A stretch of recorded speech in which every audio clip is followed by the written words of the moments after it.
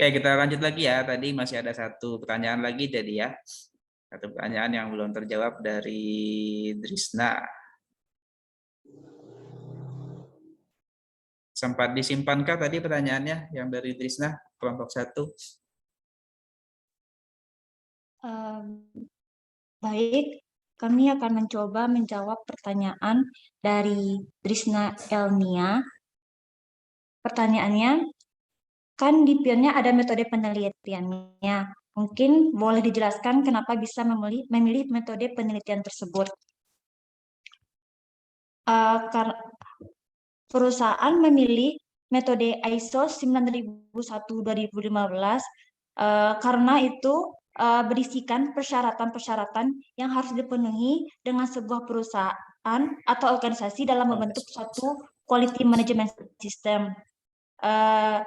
Jadi, perusahaan dapat melakukan evaluasi apakah produk atau barang atau jasa dan proses yang dilakukan oleh perusahaan tersebut dapat memenuhi keinginan atau persyaratan dari customer secara konsisten. Selain itu, penerapan sistem manajemen mutu ISO 9001-2015 juga dapat memastikan konsisten mutu produk dan jasa yang dihasilkan sesuai dengan persyaratan perusahaan ataupun pelanggan, serta mencegah terjadi kegagalan mutu produk atau jasa sepanjang proses produksi.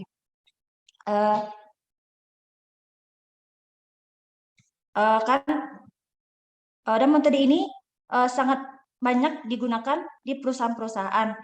Dan sistem ini memudahkan perusahaan untuk melakukan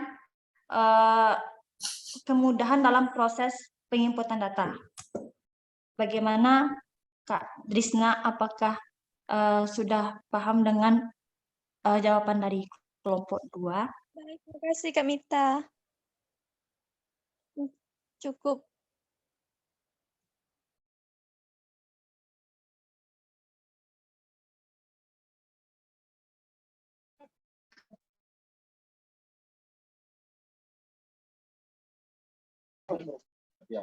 Pertanyaan sudah jawab semuanya, Pak. Oke. Kalau gitu terima kasih untuk presentasinya dan diskusinya. Saya ucapkan terima kasih. Sebelum kita lanjut ke kelompok yang berikutnya, mungkin sedikit dari saya ya terkait dengan materinya. Jadi pertama yang utama itu dari sisi presentasinya. Jadi dari presentasinya sendiri, kalau bisa itu dibiasakan di awal itu disampaikan kerangka. Jadi dari sisi presentasi, kerangka penyampaiannya itu harus sudah jelas. Jadi pada kesempatan kali ini yang akan kalian presentasikan adalah ABCDEFG. Salah, nanti tergantung bagaimana pembahasannya. Kemudian yang kedua, penggunaan teks yang terlalu kecil atau penggunaan satu paragraf yang kalian tampilkan di PowerPoint itu harusnya dihindari, dan di sini kalian semuanya dibuat dalam bentuk paragraf. Harusnya karena ini PowerPoint yang ditampilkan adalah poin. Jadi poin-poinnya saja apa yang ingin disampaikan. Karena kita ingin memanjakan penonton sebenarnya. Kita memanjakan dengan hanya menunjukkan poin-poinnya saja. Yang dibahas adalah ABCD pada paparan ini. Dan yang terakhir adalah referensinya yang tidak ada. Yang kedua terkait materinya, pertanyaan saya ini sumbernya dari mana? Apa dokumen apa yang kalian ambil? Karena ini jelas bukan dari dokumen manajemen mutunya. Dari mana dokumennya? Ada yang bisa menjawab perwakilannya? Karena kalian tidak melampirkan referensi di sini.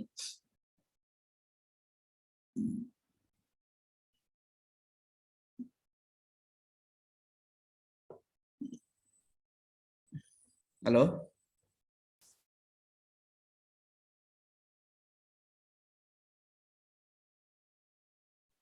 Dari jurnal, Pak. Dari jurnal? Jurnalnya judulnya apa?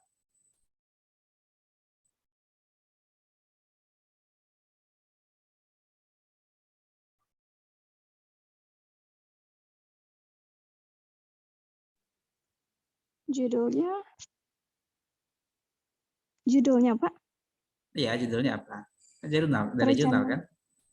Perencanaan dan Implementasi ISO 9001 2015 pada perusahaan PT Cahaya Citra Alumindo. Kalau memang ada itu. Terbitnya tahun 2020 Pak. Kalau bisa nanti dimasukkan ya. Di tahun 2020 keluarnya. Iya Pak. Publikasi Petra. Di publikasi Petra. Kalau memang ada sumbernya, tolong ditampilkan. Meskipun sebenarnya harapan saya yang kalian bahas itu sih sebenarnya harusnya dokumennya. Kalau ini kan hasil dari satu penelitian kan. Tapi tidak masalah. Utama tolong bisa disampaikan kalau memang ini mengacu dari satu artikel, bisa disampaikan dari awal. Karena ini kan mengandung apa istilahnya hak kekayaan intelektual orang lain kan. Kalian tidak menyampaikan sama sekali. Ya, jangan dibiasakan seperti itu ya. Kalau memang dari awal ini memang semacam review artikel, disampaikan dari awal di sini dilakukan review artikel dengan judul artikelnya apa, penulisnya siapa, barulah kalian lanjutkan di mana kerangkanya ada ABCD apa saja yang dibahas. Jangan langsung seperti itu aja kopinya. Jadi itu etikanya. Oke, berarti yang kedua ini masih belum menggunakan dokumen. Oke, terima kasih untuk presentasinya. Sekarang kita lanjutkan ke kelompok berikutnya. Kelompok berapa sekarang kita? Yang berikutnya. Apa tadi? Kelompok 6 lagi ya. Sudah siapkah kelompok 6? Sudah, Pak. Kita langsung mulai saja. Saya setting dulu share screen-nya. Oke, sudah bisa harusnya. Silakan bisa dicoba share screen-nya.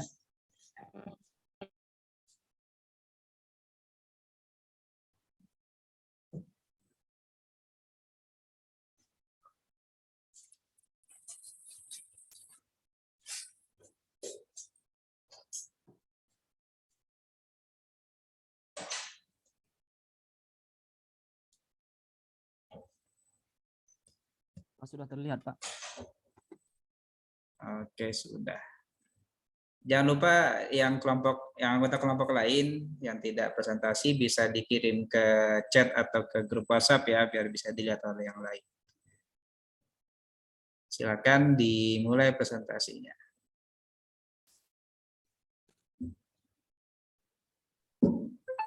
Izin untuk mulai presentasi, Pak.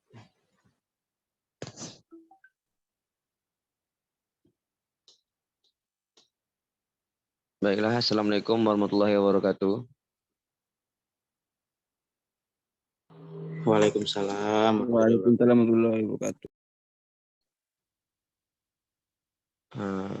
Baiklah, saya Irina Madani. Kami dari kelompok 6 akan mencoba menjelaskan tentang presentasi materi kami klausul 4-10 manajemen mutu di PT Pulau Sambu Guntung.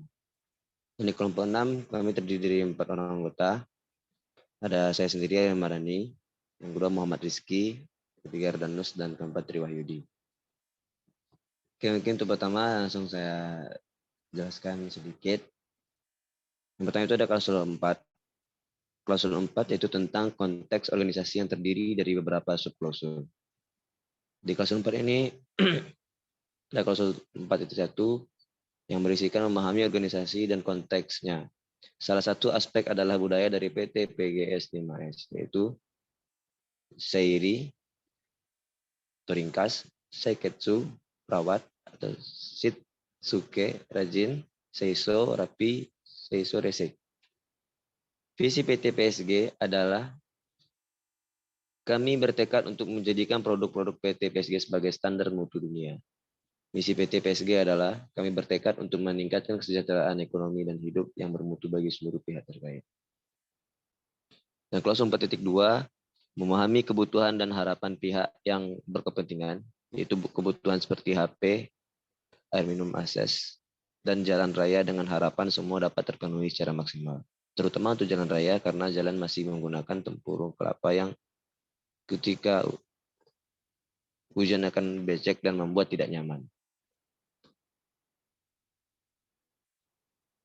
Klausul 4.3 menentukan lingkup sistem manajemen mutu dengan adanya jadwal audit yang sudah ditetapkan oleh PT, yaitu selama 2 hari dengan kategori makanan, minuman, dan kesehatan dan memiliki tim audit sendiri. Klausul 4.4 tentang sistem manajemen mutu dan prosesnya. Pada PT PSG adalah proses utama di mana memilih kelapa yang tua karena memiliki air yang lebih banyak, kemudian diproses menggunakan mesin yang menghasilkan santan, yang kemudian didistribusikan ke Jakarta. Proses pendukungnya itu dengan memelihara peralatan, setelah dipakai langsung dicuci sehingga keesokannya bisa langsung dipakai. Klausul 5. Klausul 5 terdiri tentang kepemimpinan yang terdiri dari beberapa subklausul. Klausul 5.1 tentang kepemimpinan dan komitmen. Pada PT PSG, pemimpin memantau karyawannya dalam bekerja dan penerapan dalam manajemen yang sudah memiliki tugas dan tanggung jawabnya. Selain itu, ada struktur organisasi yang sebagai bukti bahwa PT PSG memiliki tugas yang bertanggung jawab sistem manajemen mutunya. Klausul 5.2 tentang fokus pelanggan PT PGS menggunakan survei kepada pelanggan dan bisa juga langsung bertanya kepada pelanggan bagaimana produk yang dihasilkan oleh PT tersebut.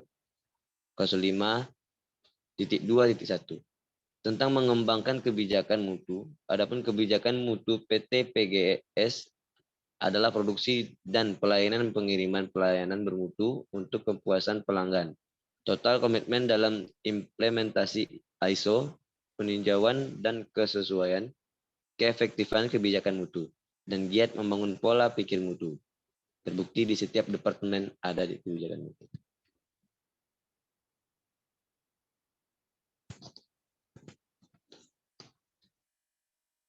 Klausul 5.2.2 tentang berkomunikasi kebijakan mutu, melakukan visi misi perusahaan. PT PSG bertekad untuk membuat produk tersebut terkenal hingga ke seluruh dunia dan bertekad juga membuat yang bekerja pada PT tersebut dapat terjamin kehidupannya. Klausul 5.3 tentang peran organisasi, tanggung jawab dan kewenangan. Tanggung jawab dan kewenangan pada PT PSG adalah menyerahkan tanggung jawab dan wewenang pada asisten, mengatur dan mengetahui cuti dan surat izin karyawan, memberi peringatan dan disiplin kerja pada karyawan, mengetahui dan menandatangani laporan, memberi teguran dan sanksi kepada karyawan jika mengabaikan aspek keamanan. Baik, untuk selanjutnya mungkin dilanjutkan oleh rekan saya, Muhammad Rizky. Muhammad Rizky, silakan. Terima kasih kepada Bang Dani. Baik, selanjutnya saya jelaskan klausul 6.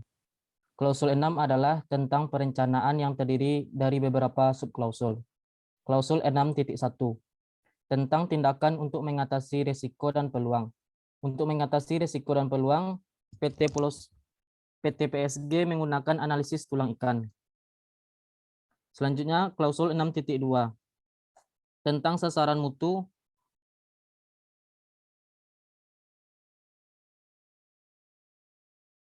dan perencanaan untuk mencapainya. Tujuan mutu Pulau PT PSG yaitu meningkatkan penyelesaian pesanan kerja dengan pemberian target penyelesaian, meningkatkan persentase kehadiran karyawan dengan mengontrol kehadiran, meminimalkan biaya maintenance departemen dengan mengontrol biaya, mengontrol presentasi lembur, meminimalkan mesin-mesin perkakas sesuai dengan jadwal, meminimalkan kerusakan peralatan kerja, mempertahankan jam training departemen. Klausul 7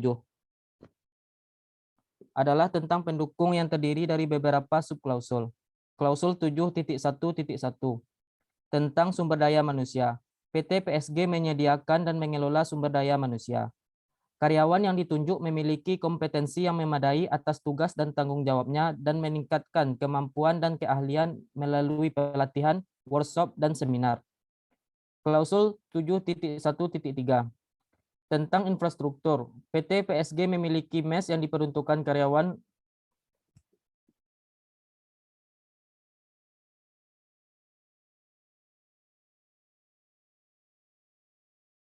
bus untuk antarjemput karyawan, fasilitas WiFi di dalam kantor, dan juga ada jangkauan jaringan provider. Klausul 7.1.4 tentang lingkungan untuk mengoperasikan proses. PT PSG membuat jadwal dan pemeliharaan kebersihan, mencuci mesin setelah dipakai untuk produksi, dan memastikan bahwa limbah tidak berbahaya dan mencemari lingkungan. Klausul 7.1.5 tentang pemantauan dan pengukuran sumber. Pada PT PSG, alat ukur dikalibrasi selama 6 bulan sekali. Klausul 7.2 tentang kompetensi. Untuk mengembangkan kompetensi, PT PSG selalu berusaha meningkatkan kemampuan baik hard skill maupun soft skill melalui pelatihan-pelatihan sehingga diharapkan tercipta tenaga kerja yang memiliki kompeten tinggi. Klausul 7.3 tentang kesadaran. Untuk menumbuhkan kesadaran, PT PSG melakukan pelatihan yang dilakukan 1 minggu sekali dan diambil dari setiap departemen 1 orang, jadi tidak mengganggu pekerjaan. Klausul 7.8 tentang komunikasi. PT PSG memiliki program yaitu apapun yang diminta konsumen maka harus langsung ditangani, terutama untuk departemen jasa. Klausul 7.5 tentang informasi dokumentasi. Pada PT PSG yang bertanggung jawab adalah dari pihak SD yang memiliki informasi dokumentasi secara lengkap. Klausul 7.5.2 tentang membuat dan memperbaharui. PT PSG membuat tanggal dan berapa jumlah yang akan diproduksi setiap harinya, sehingga tidak ada barang yang cacat atau barang yang rusak. Selanjutnya akan Erdanus. Kepada Bang Erdanus dipersilahkan. Baiklah, terima kasih. Saya akan melanjutkan presentasi dari Muhammad Siti, yaitu klausul 8. Klausul 8 adalah tentang operasi yang terdiri dari beberapa subklausul. Klausul 8.1 tentang perencanaan dan pengendalian operasional produk yang diproduksi PT PSG harus bermanfaat bagi lingkungan sekitar, pabrik, dan dengan bahan yang berkualitas sehingga sampai ke tangan konsumen. Selain itu, dalam proses produksi selalu melakukan pengecekan agar produksi tetap bersih dan higienis.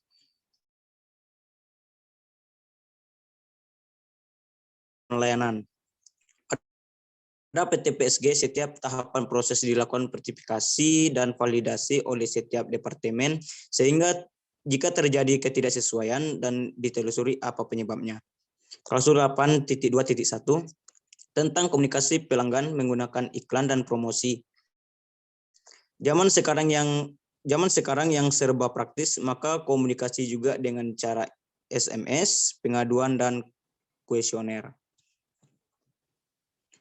Selanjutnya, klausul 8.2.2 tentang penentuan persyaratan yang berkaitan dengan produk dan jasa. Spesifikasi produk sudah dicantumkan oleh PT PSG yang juga sudah ditentukan dan juga sudah mengetahui apa yang diinginkan oleh pelanggan. Klausul 8.2.4 tentang perubahan persyaratan pada PT PSG untuk produk dan layanan. Perubahan dilakukan selama 6 bulan sekali dan dilakukan secara bertahap. Klausul 8.3.2 tentang desain dan pengembangan perencanaan PT PSG melakukan perencanaan untuk desain dan pengembangannya yang berkaitan dengan produk dan jasa dan berkaitan dengan ruang lingkup produksi yang memiliki tahap-tahapan dalam desain dan pengembangan terhadap tanggung jawab dan wewenang. Klausul 8.3.3 tentang desain dan pengembangan input PT PSG dilakukan secara periodik yaitu 6 bulan sekali, terbukti adanya audit yang dilakukan selama 6 bulan sekali. Klausul 8.3.4 tentang desain dan pengembangan kontrol PT PSG melakukan pengontrolan yang berguna supaya desain dan pengembangan tersebut dapat berjalan sesuai dengan apa yang direncanakan dan sesuai dengan apa yang diharapkan. Klausul 8.3.5 yaitu tentang desain dan pengembangan output. Pada PT PSG setelah dilakukan secara periodik, kemudian dilakukan peninjauan untuk mengetahui berbagai dampak yang ditemukan, maka dilakukan tindakan perbaikan yang lebih cepat dan lebih murah. Klausul 8.3.6 tentang desain dan pengembangan perubahan pada PT PSG, Pengembangan dilakukan tetapi dengan mengidentifikasi perubahan tentang bukti-bukti bahwa perubahan tersebut dilakukan juga mempertimbangkan berbagai dampak dari perubahan dan perencanaan. Klausul 8.4 tentang pengendalian proses eksternal yang disediakan produk dan layanan pada PT PSG, data pelanggan yang berupa dari nama pelanggan dan apa saja pengaduannya memiliki masa berlaku yaitu selama 2 tahun. Setelah itu data tersebut dimusnahkan atau bisa juga dibakar karena tidak penting lagi bagi perusahaan. Klausul 8.4.2 tentang jenis dan jangkauan pengendalian PT PSG melakukan pengendalian dan pengawasan dalam kegiatan proses produksi dan memilih bahan baku yang baik dan bagus sehingga proses produksi selesai dan harus dilakukan secara teliti dan hati-hati. Klausul 8.4.3 yaitu tentang informasi untuk penyedia eksternal, PT PSG harus mengkomunikasikan apa saja yang menjadi persyaratan bagi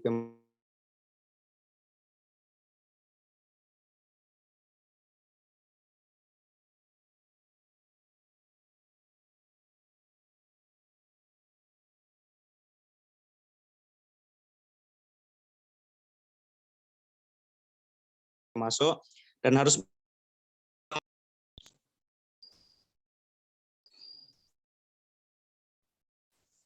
Terputus ya suaranya. Mohon maaf Pak, ada yang nelpon Pak. Oke. Selanjutnya itu klausul 8.5.1 tentang pengendalian produksi dan penyediaan jasa, yaitu upaya PT PSG untuk memberikan produk yang berkualitas dan bermutu tinggi dan bertanggung jawab sesuai yang direncanakan. Terbukti produk sudah melewati banyak uji coba untuk kepuasan pelanggan.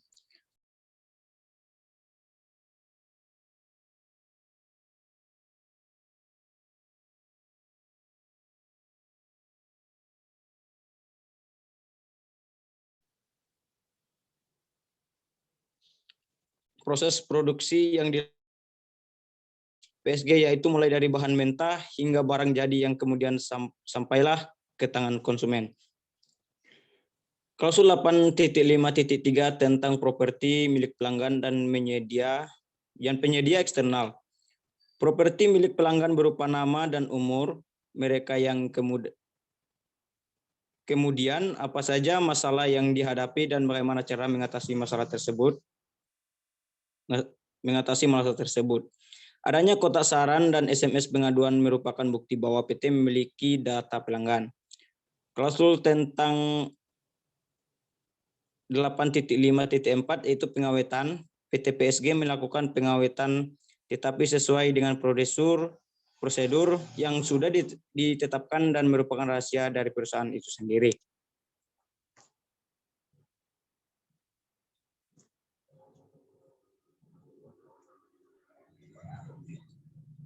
Selanjutnya akan dibacakan oleh rekan saya Tri Wahyudi.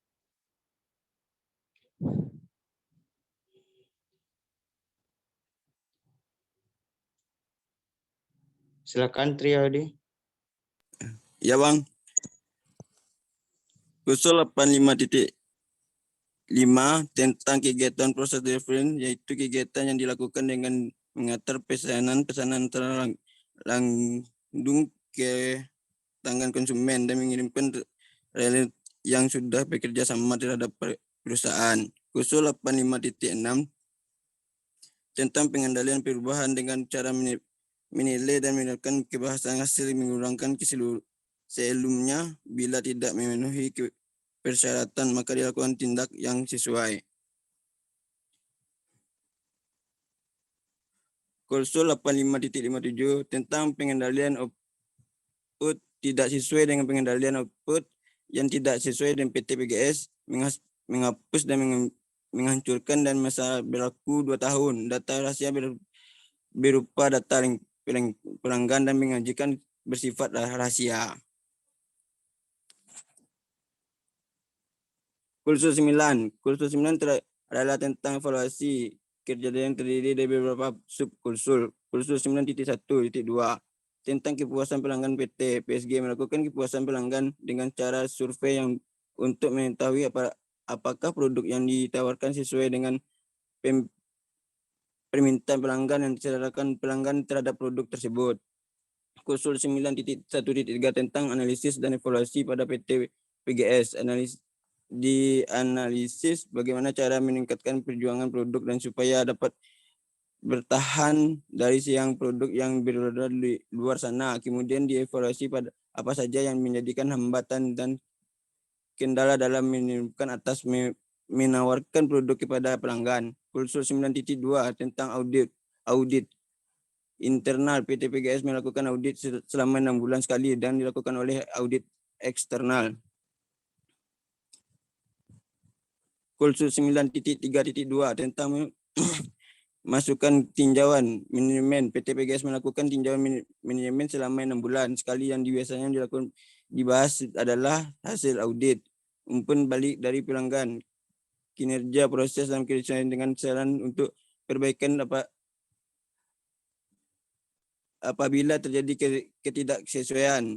Klausul 9.3.3 tentang keluaraan. Tujuan pendidikan PT PGS hasil rapat dicatat oleh notulen catat tersebut di barisan mengenai keputusan tidak yang harus dilakukan untuk memperbaiki keefektifan perlukan sesuai dengan persyaratan dan menyebabkan sumber daya yang dibutuhkan. Klausul 10. Klausul 10 adalah tentang perbaikan. Klausul 10.3 tentang perbaikan berkelanjutan PT PGS mewujudkan dengan menyusun prosedur perbaikan, memutuskan perbaikan dilaksanakan efektif serta menyusunkan prosedur perencanaan, memastikan perencanaan dilaksanakan efektif. Kegiatan tersebut dilakukan berdasarkan kebijakan mutu, secara mutu, hasil audit, analisis dan tindakan perbaikan dengan pencegahan serta tinjauan manajemen guna memperbaiki keefektifan secara terus-menerus.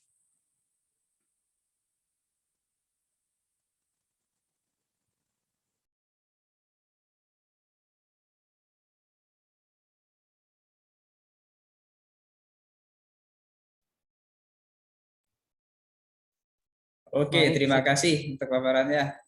Silakan untuk tanggapan dan pertanyaan. Saya persilakan.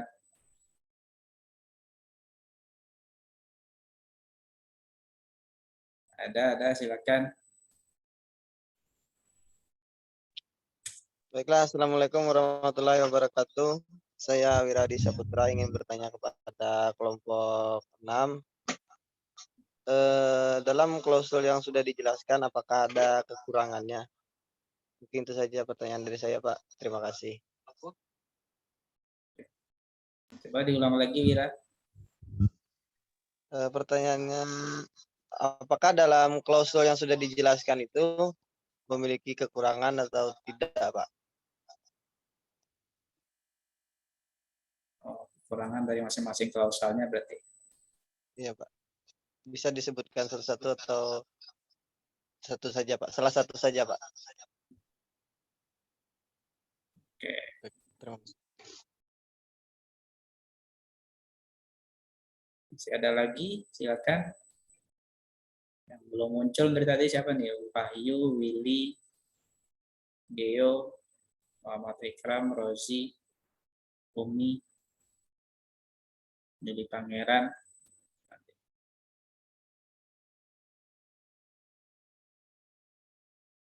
Silakan, baru satu pertanyaan. Izin bertanya kelompok yang presentasi. Silakan, Mita. Perkenalkan, nama saya Meta Priani dari Prodi Teknik Lingkungan BP21. Ingin bertanya tentang klausul 6.1. Di sini dituliskan tentang tindakan untuk mengatasi risiko dan peluang. Untuk mengatasi risiko dan peluang, PT PGS menggunakan analisis tulang ikan. Analisis tulang ikan itu apa dan bisakah menjelaskan secara general tentang analisis tulang ikan? Terima kasih. Oke, terima kasih.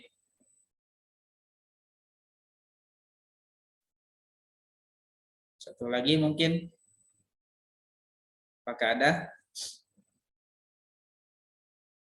yang mikrofonnya tidak bisa hidup, mungkin bisa menggunakan chat saja ya, bisa dikirim pesan saja di fitur chatnya.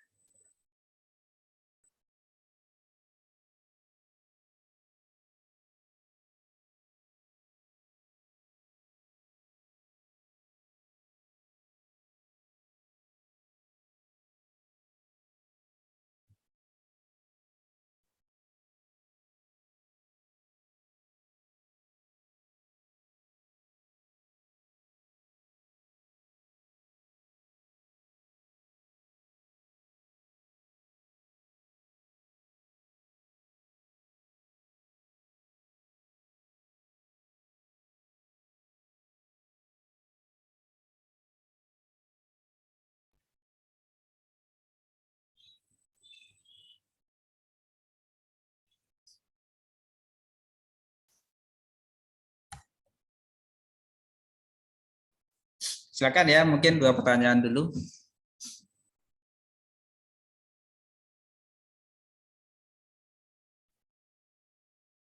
Baik, saya akan menjawab pertanyaan dari Kak Mita Oktriadi. Apakah Oke, silakan. analisis tulang ikan? Analisis tulang ikan adalah suatu analisis yang dilakukan untuk menentukan sebab akibat yang membantu mencari tahu berbagai alasan terjadinya kegagalan atau kerusakan dalam suatu proses. Apakah Kak Mita sudah paham dengan jawaban dari kelompok 6?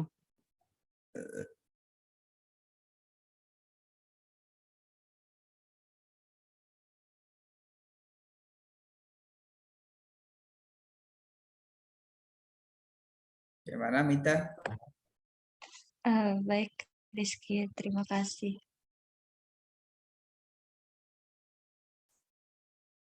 Oke, 1 pertanyaan lagi. Mungkin 1 lagi kalau masih ada yang ingin memberikan pertanyaan ataupun tanggapan, saya persilakan.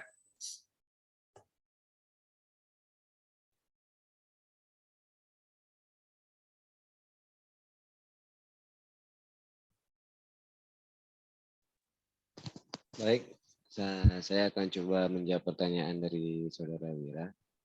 Untuk pertanyaan dari Saudara Wira tadi, dari klausul ini ada kekurangan, terdapat kekurangan. Yep. Mungkin terlepas dari data yang kita punya, sejauh ini yang saya ketahui, kalau untuk kekurangan pasti segala sesuatu ada kekurangan dan kelebihannya. Cuman untuk saya pribadi dan tim juga mungkin belum menemukan di mana kekurangannya. Jadi saya katakan, tapi jika ada rekan-rekan yang lain menemukan atau terlihat ada kekurangannya dan kami belum tahu, boleh juga saran masukan. Begitu Pak. Sekian. Bagaimana Wira? Mungkin saya rasa sudah cukup jelas jawaban Saudara Dani yang dijelaskan. Terima kasih atas jawabannya. Oke. Terima kasih Saudara Wira. Baik, terima kasih kembali Dani. Oke, masih adakah sebelum saya tutup diskusinya?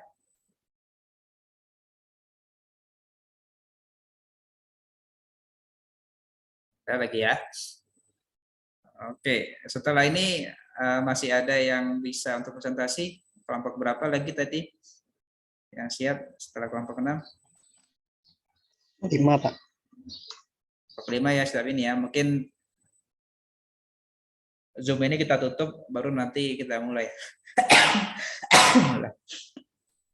Oke, sebelumnya dari saya dulu ya, terkait materi presentasinya. Sebenarnya kurang lebih sama dengan 2 kelompok yang sudah presentasi ya, yang dibahas dari artikel. Kemudian terkait dengan materi presentasinya dibiasakan menggunakan kerangka terlebih dahulu yang menjabarkan apa yang nantinya akan dipresentasikan. Kemudian kalau memang mengambil atau mengutip dari artikel harus disampaikan dari awal Kalau ini kita akan membahas artikel dengan judulnya apa. Jadi jelas. Dan harusnya secara runutnya jangan langsung muncul di klausal 4, tapi dijelaskan dulu mengenai perusahaan PT ini itu seperti apa dia maksudnya. Sama di akhir pun juga harus ada sumber referensinya ditambahkan juga. Dan teksnya setelah ini tolong dibiasakan ya, jangan menggunakan satu paragraf kalian kopikan di materi presentasi. Kita ini PowerPoint, jadi menggunakan poin-poin semua. Kemudian, oh ya satu lagi, dibiasakan untuk menggunakan bahasa Indonesia yang baik dan benar, secara jelas semuanya. Jadi ada beberapa yang masih terbata-bata, dan saya harap kesempatan ini ya, kesempatan kalian di ruang kuliah itu untuk bisa belajar bagaimana berbicara dengan baik nantinya, dengan baik dan jelas. Karena harapan saya ini menjadi modal kalian lah untuk nanti setelah ini ya, di dunia kerja kalian bisa menyiapkan materi presentasi, kalian bisa memberikan presentasi dengan menggunakan bahasa Indonesia yang baik dan benar. Itu kan sebagai awalnya dulu. Yang kedepannya bisa jadi kalian akan presentasi dalam bahasa Inggris juga. Tapi buat saya yang paling minimal itu kalian terbiasa, karena kita menggunakan Zoom, kalian terbiasa menggunakan Zoom, kalian terbiasa menyiapkan materi, kalian terbiasa presentasi, menyampaikan sesuatu menggunakan bahasa Indonesia yang baik dan benar. Mungkin itu saja ya untuk kesempatan kali ini. Sekali lagi terima kasih untuk kelompok 6 untuk presentasinya. Zoom ini kita tutup, dan setelah ini kita mulai lagi untuk kelompok berikutnya ya. Silakan setelah saya akhiri Zoom-nya, silakan bergabung ke dalam Zoom kembali.